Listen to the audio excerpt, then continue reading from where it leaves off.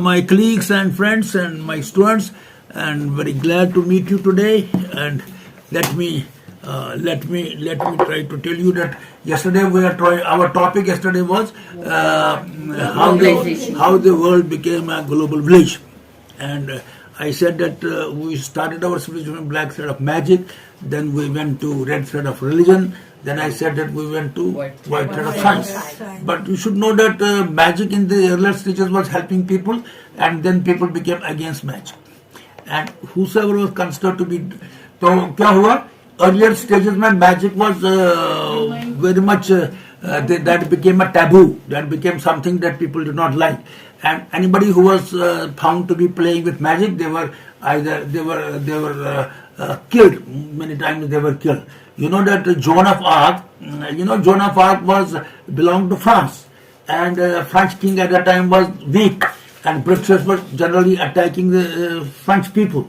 So what happened was that Joan of Arc would go with a small regiment of army and would defeat British. हुआ कि zone of arc, आपको पता है zone of arc एक लड़की थी जो फ्रेंच लड़की थी, और वो कहती थी मुझे सपने में आता है कोई बोलने के लिए कि तुम जाओ और तुम लड़ो, तुम जीतोगी, और ये सपने अपने बाकी साथियों के साथ भी शेयर करती थी.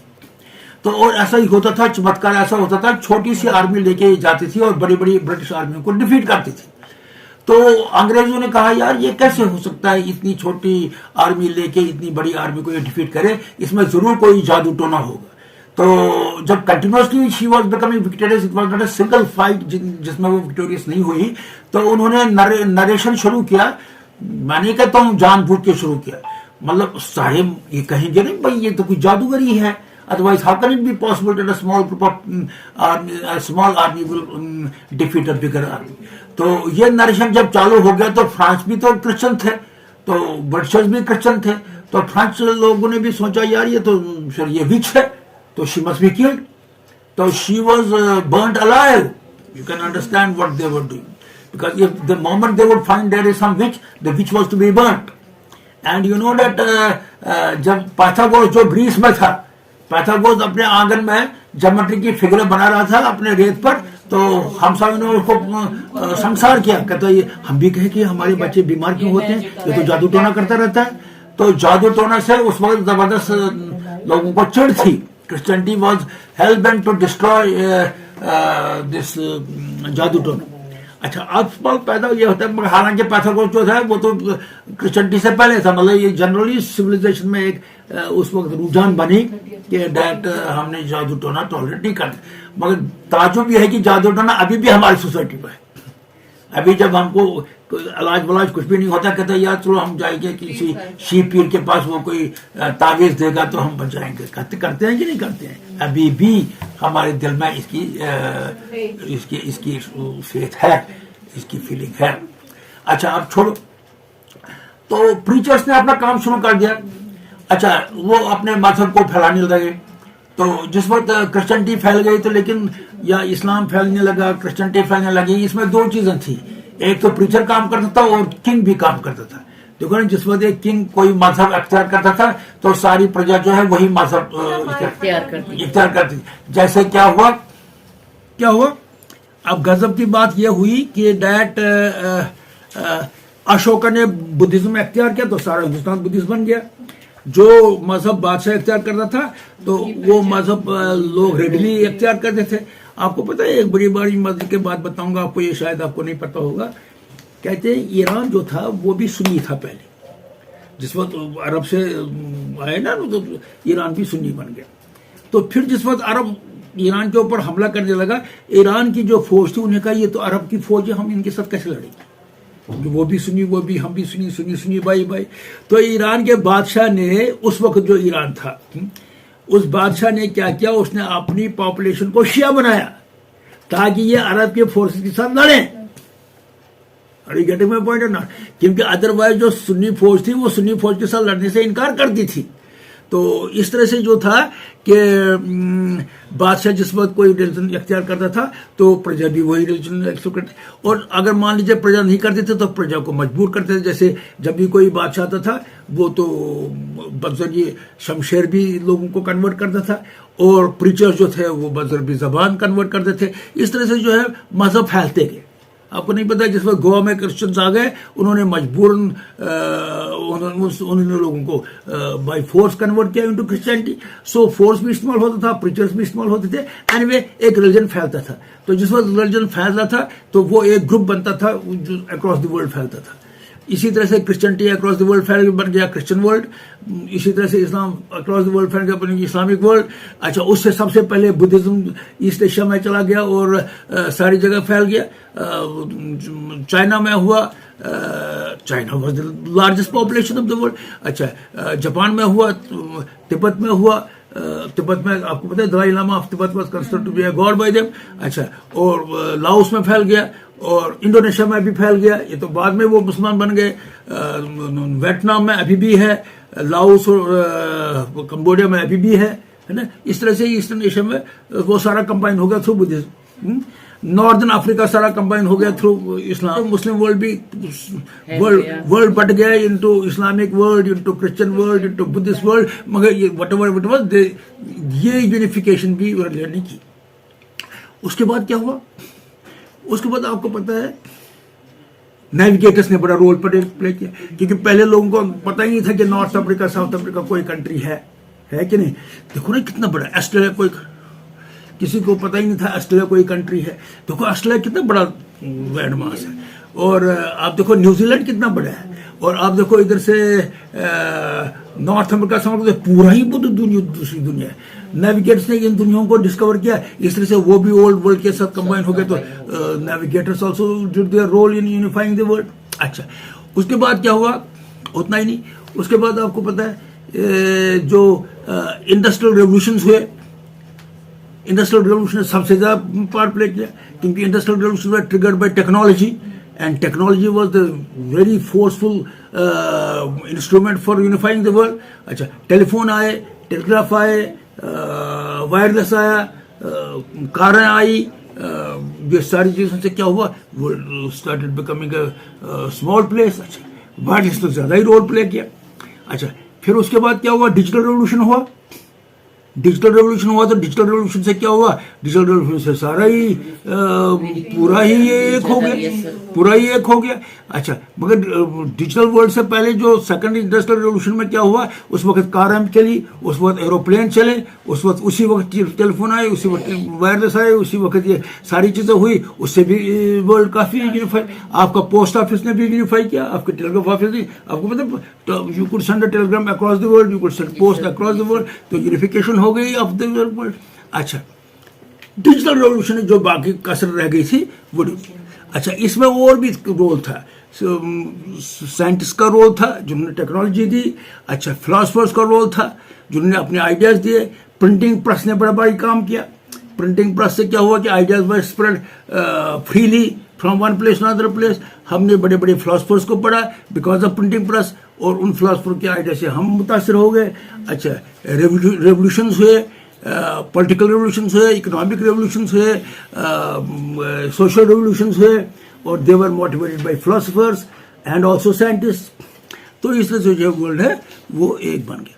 तो मगर इंडस्ट्रियल रेवोल्यूशन का खास रोल है। First industrial revolution was triggered by what? Can you tell me what triggered the first industrial revolution? Water and steam power. और second revolution was second industrial revolution was triggered by what? electricity and internal combustion engine and petrol and diesel. अच्छा, third industrial revolution was triggered by what? Digital revolution. Fourth industrial revolution is triggered by what? More and more use of artificial intelligence. Is that right or not? Or fifth industrial revolution is coming. Is that right? Fourth industrial revolution में क्या हो? उसी में तो ये 3D आया third revolution में कि फोर्थ में? थर्ड, फोर्थ में कि थर्ड में? अच्छी तरह बताओ। फोर्थ में आया 3D? फोर्थ नहीं जी, ये तो थर्ड में ही आया था। 3D भी आया, क्लाउड भी आया, इंटरनेट ऑफ थिंग्स भी आया। ये किस में आया? फोर्थ में कि थर्ड में? ये फोर्थ में, ये कंसल्ट करो अच्छी तरह से। तो अच्छा, आर्टिफिशियल इंटेलिजेंस का यूज आया, वो थर्ड में आ गया ना। अरे थर्ड रेवोल्यूशन में ही तो आपको रोबोट्स भी आ गए, थर्ड इंडस्ट्रियल।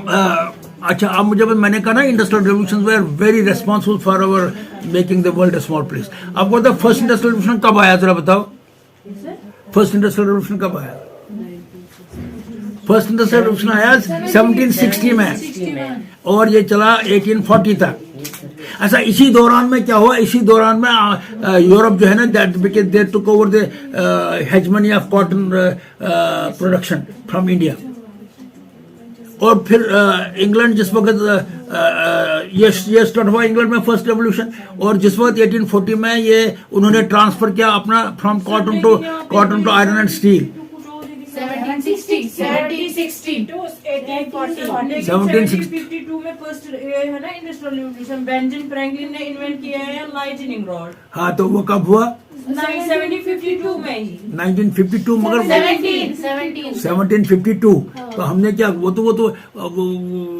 तो छोटी छोटी चीजें हुई, मगर हम डेट जब फिक्स करते हैं मेजर तो वो 1860 फिक्स करते हैं, 1860 1870 1760 to 1840। 1760 to 1840 first industrial revolution. Yes. 1870 से लेके ऑनवर्ड्स, 1860 to 1870 से लेके अप टू 1914 ये अमेरिका में शुरू हुआ।